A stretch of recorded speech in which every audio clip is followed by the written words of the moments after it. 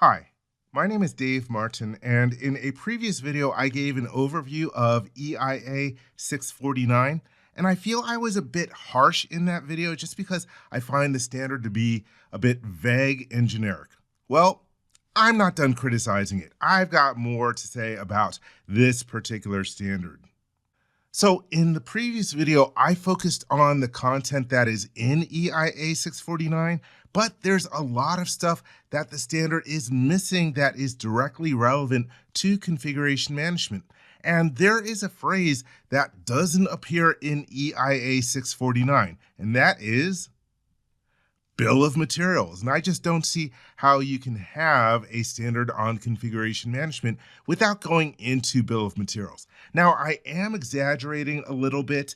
In chapter 4, they do have a table of different definitions, and it covers product structure. And as an alternate term, it lists bill of materials, but the standard really doesn't go into anything regarding managing a bill of materials.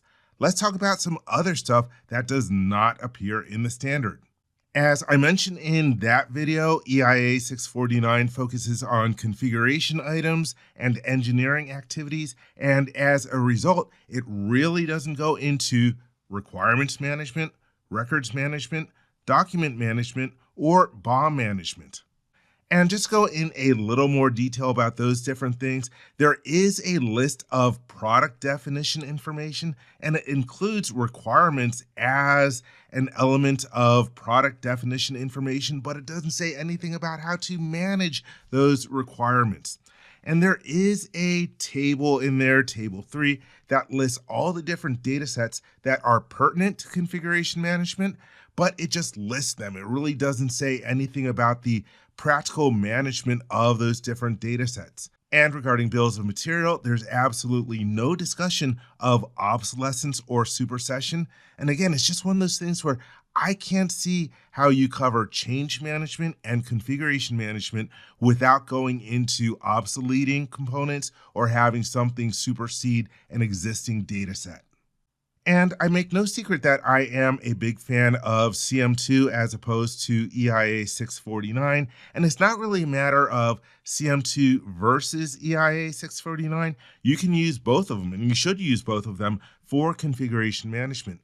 But CM2 just covers so much more than EIA 649. For example, in change management, you also have problem reports and investigation requests, in addition to change requests and change notices. Also, CM2 follows the V model of development, and that's why there's such a focus on requirements management. In 649, I do believe that they talk about process verification, but CM2 explicitly says that you should have configuration control of your business processes in addition to your product definition. And EIA 649 does go into baselines, but it doesn't go into any specifics about as designed, as built, and as maintained configurations of your products. And CM2 goes into ILS, Integrated Logistics Support, and that is something that is just not addressed by EIA 649.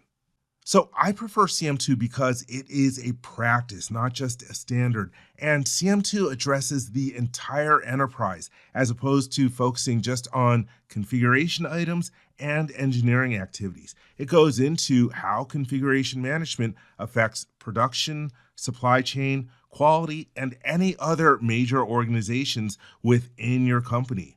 It also covers how to synchronize your data sets with your work breakdown structures, how to schedule and identify the critical path of development for your products. CM2 also addresses application orders. It doesn't just stop at your data sets and your configuration items. So once you define your products, you need to make them. And so you're going to have work orders, purchase orders, kitting orders, inventory orders, move orders, all sorts of different records that are going to be generated as part of your product development process, and CM2 addresses those as well. So there you have it. Yeah, again, not a big fan of EIA 649. I really prefer CM2 when it comes to configuration management.